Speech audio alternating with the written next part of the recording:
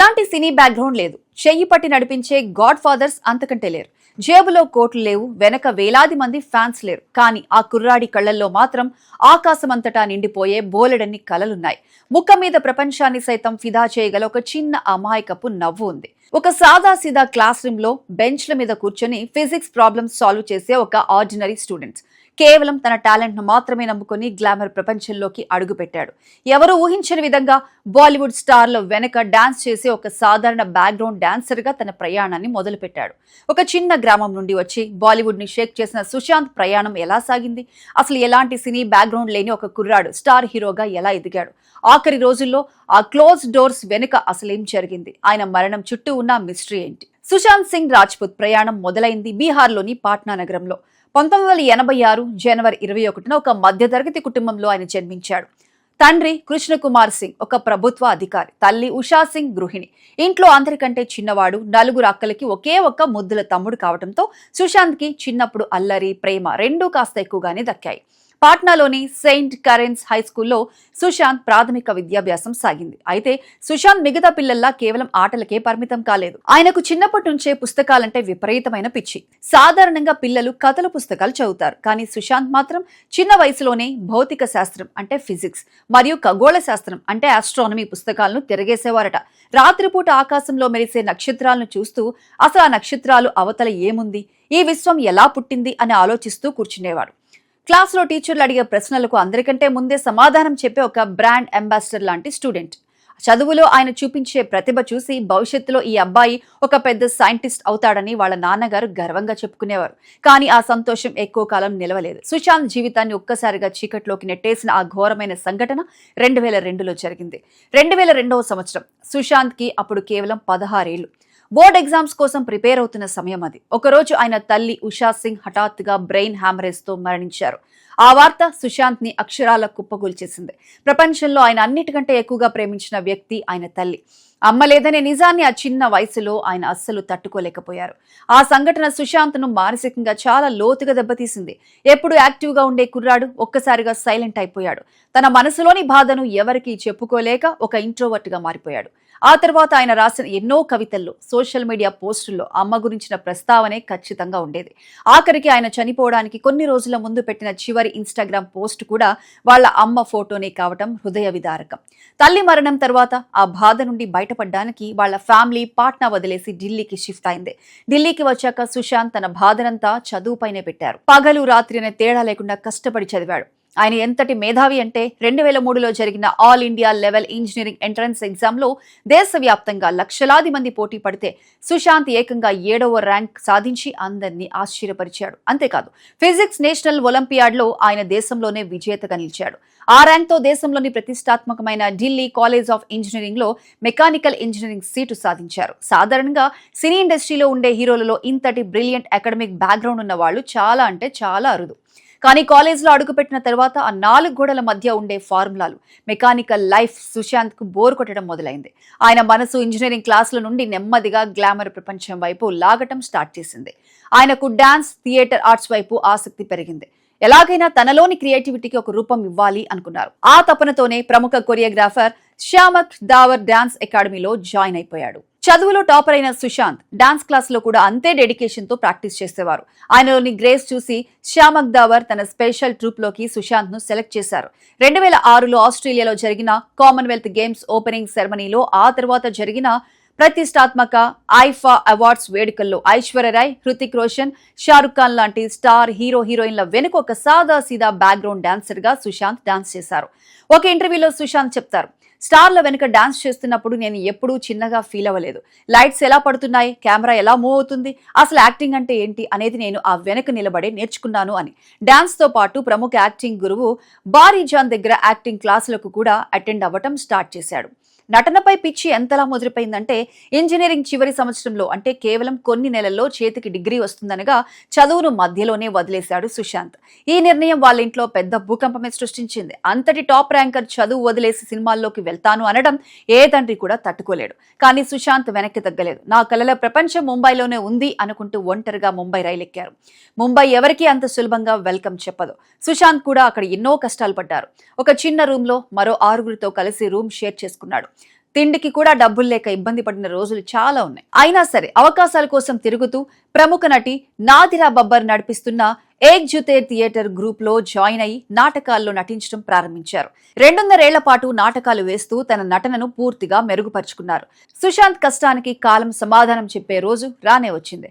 Prithvi theatres లో ఆయన వేసిన ఒక నాటకంలో సుశాంత్ కష్టానికి కాలం సమాధానం చెప్పే రోజు రానే వచ్చింది. పృథ్వీ థియేటర్స్ లో ఆయన వేసిన ఒక నాటకంలో సుశాంత్ నటనను చూసి Balaji Telefilms casting team impress అయింది. అలా 2008లో కిస్ దేశ్ మే హై మేరే దిల్ అనే సీరియల్ తో బుల్లితెరపై నటుడిగా ఆయన తన మొదటి అడుగు వేశారు. ఆ సీరియల్లో ఆయన పాత్ర చిన్నదే అయినా ప్రేక్షకుల మనసుల్లో బాగా రిజిస్టర్ అయిపోయింది. ఆ గుర్తింపుతోనే 2009లో ఏక్తా కపూర్ నిర్మించిన పవిత్ర రిష్తా సీరియల్లో మెయిన్ లీడ్ మానవ్ దేశ్ముఖ్ పాత్ర సుశాంత్ కు వెతుక్కుంటూ వచ్చింది. ఒక సింపుల్ అమాయకపు గ్యారేజ్ మెకానిక్ పాత్ర అది. ఆ సీరియల్లో సుశాంత్ తన సహజమైన నటనతో ఆ చిన్న అమాయకపు నవ్వుతో మ్యాజిక్ చేశాడు. ప్రతిరోజు రాత్రి 8 గంటలు అయిందంటే చాలు దేశవ్యాప్తంగా కోట్లాది మంది తల్లులు చెల్లెళ్లు టీవీలకు అతుక్కుపోయేవారు. ప్రతి ఇంట్లో ఒక సొంత కొడుకులా అన్నలా మారిపోయాడు సుశాంత్. పవిత్ర రిష్తా తెచ్చిన క్రేజ్ పాపులారిటీ మామూలుది కాదు. బుల్లితెరపై టాప్ యాక్టర్ గా ఎన్నో అవార్డులను సొంతం చేసుకున్నాడు. కానీ సుశాంత్ అంతటితో ఆగిపోలేదు. బుల్లితెర సామ్రాజ్యాన్ని ఏలుతున్న సమయంలోనే ఆయన చూపు పెద్ద స్క్రీన్ వైపు మళ్లింది. ఒక టీవీ యాక్టర్ బాలీవుడ్ లో స్టార్ హీరో అవడం చాలా కష్టం. ఒకసారి బుల్లితెరపై మార్కు పడితే వెండితెర ప్రేక్షకులు అంత సులభంగా అంగీకరించారు. ఇవి అప్పట్లో బాలీవుడ్ ట్రేడ్ వర్గాల్లో బలంగా వినిపించే మాటలు. కానీ సుశాంత్ రూటే వేరు. పవిత్ర రిష్తా సీరియల్ తో దేశవ్యాప్తంగా విపరీతమైన క్రేజ్ ఉన్నప్పటికీ కేవలం సినిమాల్లో తన అదృష్టాన్ని పరీక్షించుకోవాలనే ఒకే ఒక్క మొండి నమ్మకంతో ఆ పొజిషన్ మొత్తాన్ని వదిలేశారు. సరిగ్గా అదే సమయంలో డైరెక్టర్ అభిషేక్ కపూర్ తన కొత్త సినిమా కోసం 3 కుర్రాళ్లను వెతుకుతున్నారు. అలా 2013లో చేతన్ భగత్ నవల the 3 mistakes of my life ఆధారంగా తెరకెక్కిన కైపోచే సినిమాతో సుశాంత్ బాలీవుడ్ వెండితెరపై గ్రాండ్ గా అడుగుపెట్టాడు. ఆ సినిమాతో ఈశాన్ భట్ అనే ఒక ఫ్యాషనేట్ క్రికెటర్ పాత్రలో Sushant జీవించేశాడు.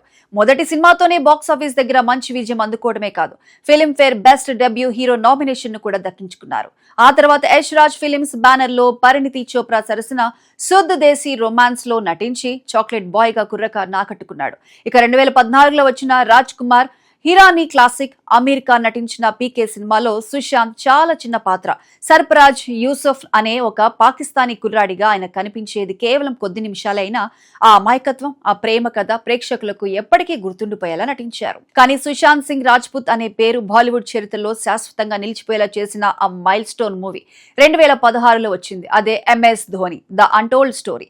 Team India most successful captain Mahendra Singh Dhoni biopic లో నటించడం అంటే మామూలు విషయం కాదు. ఎందుకంటే ధోని అప్పటికే కోట్ల మందికి ఒక ఎమోషన్. ఆయనలా స్క్రీన్ మీద కనిపించడం ఒక ఎత్తు అయితే ఆయన బాడీ లాంగ్వేజ్ ఆ హెలికాప్టర్ షాట్ పర్ఫెక్ట్ గా రీక్రియేట్ చేయడం చాలా పెద్ద సవాల్. ఈ పాత్ర కోసం సుశాంత్ చేసిన హోంవర్క్ చూస్తే ఎవరైనా ముక్కున వేలేసుకోవాల్సిందే. మాజీ క్రికెటర్ కిరణ్ మారే ఆధ్వర్యంలో సుశాంత్ దాదాపు 13 నుండి 14 నెలల పాటు ప్రతిరోజు ఉదయం 4 గంటలకే లేచి కఠినమైన క్రికెట్ ప్రాక్టీస్ చేశారు. ధోని నడిచే స్టైల్, మాట్లాడే విధానం, వికెట్ల వెనుక ఉండే చురుకుదనం ప్రతి ఒక్కదాన్ని వందల సార్లు వీడియోలు చూస్తూ అబ్జర్వ్ చేసేవాడట. ఆఖరికి Dhoni iconic helicopter shot perfect గా కొట్టే వరకు వదలలేదు. సుశాంత్ ప్రాక్టీస్ వీడియో చూసి స్వయంగా ఎంఎస్ ధోని కూడా ఇతను నాలాగే ఆడుతున్నాడు అని ఆశ్చర్యపోయారు. 2016 సెప్టెంబర్ 30న ఈ సినిమా థియేటర్లోకి వచ్చింది. థియేటర్ల దగ్గర జాతర మొదలైంది. స్క్రీన్ మీద సుశాంత్ కనిపిస్తుంటే థియేటర్లో ఉన్నది సుశాంత్ కాదు సాక్షాత్తు ధోనీనే చూస్తున్నామనేంతలా ప్రేక్షకులు లీనమైపోయారు. ఈ సినిమా బాక్సాఫీస్ దగ్గర 200 కోట్లకు పైగా వసూలు చేసి రికార్డు సృష్టించింది.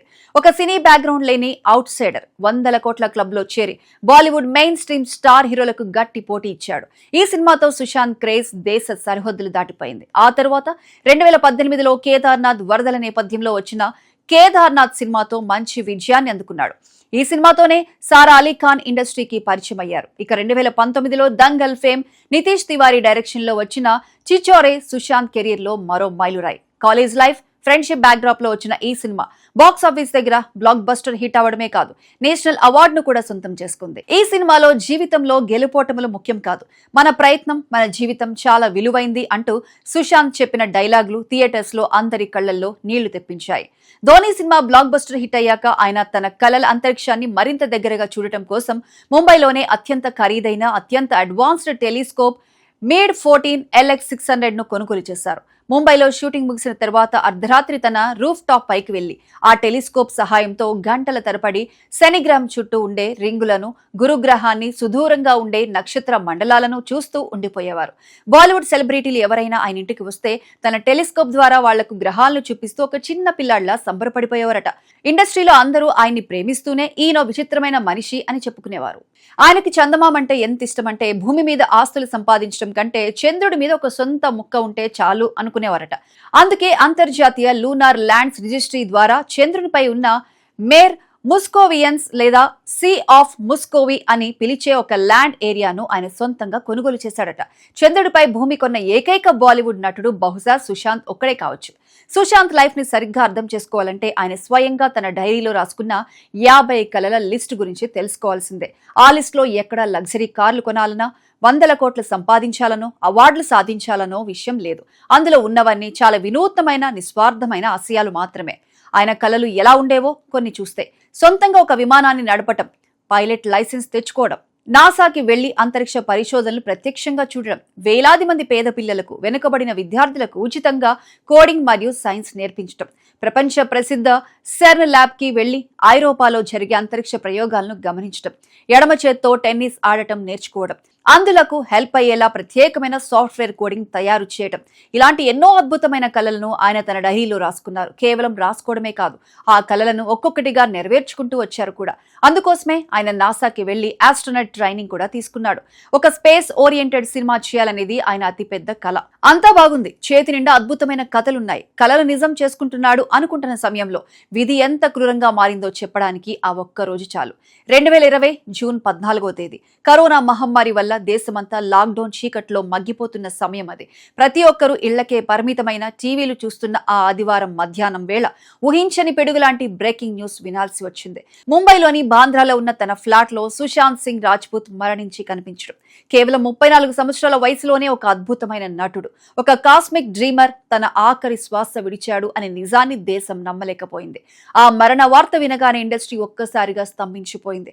కోట్లాది మంది అభిమానులు నిశ్చేష్టులయ్యారు. ఎప్పుడు ఆ ముఖం మీద ఉండే అమాయకపు నవ్విని, ఆ కళ్లల్లో ఉండే ఉత్సాహాన్ని చూసిన ఎవరూ కూడా సుశాంత్ ఇక లేడు అనే నిజాన్ని జీర్ణించుకోలేకపోయారు. అంతకుముందు వచ్చిన చిచోరే సినిమాలు ఆత్మహత్యలకు వ్యతిరేకంగా మాట్లాడి జీవితం ఎంత విలువైనదో ప్రపంచానికి చెప్పిన సుశాంత్ రియల్ లైఫ్ లో అంతటి తీవ్రమైన నిర్ణయం ఎలా తీసుకున్నాడు, అసలేం జరిగింది అనే ప్రశ్నలు ప్రతి ఒక్కరి మనసులో తొలిచేశాయి.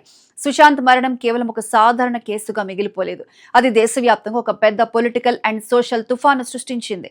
రోజుకో కొత్త కోణం, పూటకో కొత్త అనుమానం బయటపడడంతో ఈ కేసు అత్యంత వివాదాస్పదంగా మారింది. ముంబై పోలీసు విచారణపై తీవ్ర అసంతృప్తి వ్యక్తమవడంతో సుశాంత్ తండ్రి బీహార్లో కేసు పెట్టారు. దాంతో Mumbai police versus Bihar police గా వివాదం ముదిరింది. ఆ తర్వాత దేశ అత్యున్నత దర్యాప్తు సంస్థలైన CBI, enforcement directorate, narcotics control bureau రంగంలోకి దిగాయి. డ్రగ్స్ యాంగిల్, ఫైనాన్షియల్ మోసాల కోణం, బాలీవుడ్ మాఫియా ప్రమేయం, ఇలా ప్రతిదీ నేషనల్ మీడియాలో బ్రేకింగ్ న్యూస్ గా మారి నెలల తరబడి దేశాన్నే ఊపేశాయి. ఇండస్ట్రీలోని ప్రముఖులను గంటల తరబడి విచారించడం బాలీవుడ్ చరిత్రలోనే ఎప్పుడూ జరగలేదు. సుశాంత్ భౌతికంగా మనల్ని విడిచి వెళ్లిపోయినా ఆయన చివరిగా నటించిన చిత్రం దిల్ బేచారా 2020 జూలైలో ఓటీటీ వేదికగా విడుదలైంది. Hollywood classic the fault in our stars ఆధారంగా తెరకెక్కిన ఆ సినిమాలో సుశాంత్ ఒక క్యాన్సర్ పేషెంట్ గా నటించారు. విచిత్రం ఏంటంటే ఆ సినిమాలో కూడా ఆయన పాత్ర మరణిస్తుంది. స్క్రీన్ మీద సుశాంత్ కనిపిస్తూ నేను చనిపోయాక కూడా మీ గుండెల్లో ఉంటాను అని చెప్తున్నట్లు ఉన్న ఆ సీన్స్ చూసి ప్రేక్షకులు ఇళ్లల్లోనే వెక్కి వెక్కి ఏడ్చారట.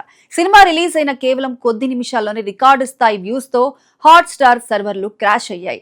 IMDbలో కూడా ఈ చిత్రం హిస్టారికల్ రేటింగ్ ను సొంతం చేసుకుంది. సుశాంత్ కు ప్రపంచవ్యాప్తంగా ఉన్న ప్రేక్షకులు ఇచ్చిన అత్యున్నత కన్నీటి నివాళిగా నిలిచింది. ఒక నక్షత్రాల ప్రేమికుడు భూమిపై తన ప్రయాణాన్ని ముగించి తను ఎంతో ఇష్టపడి ఆ ఆకాశంలో ఒక ధృవ తారగా మారిపోయాడు.